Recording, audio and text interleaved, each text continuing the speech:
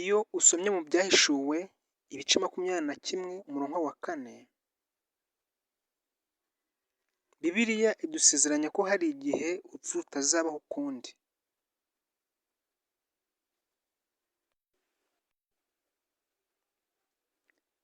Kimwe mu bibazo bikomeye dukunze kwibaza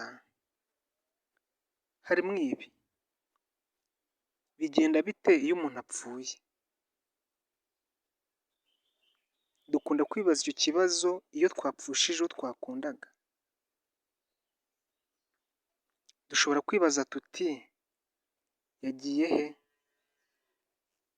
Ese aratureba? Ese ashobora kudufasha? Ese tuzongera kumubona?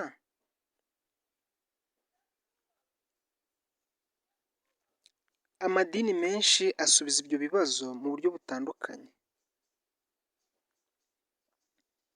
Hari ayigisha ko abantu beza iyo bapfuye bajya mu ijuru, naho ababi bakajya mu muriro utazima.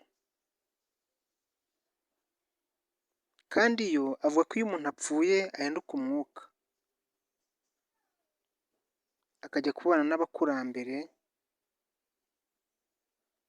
Hari n'abavuga ko iyo umuntu apfuye acirwa urubanza, akongera kuvuka afite undi mubiri, wenda w'undi muntu cyangwa w'inyamaswa. Aha amadini yigisha ibintu bitandukanye. Icyakora hafi ya yose ahuriza ku gitekerezo kimwe cy'ibanze, cyigisha ko iyo umuntu apfuye hari igice kimugize gikomeza kubaho.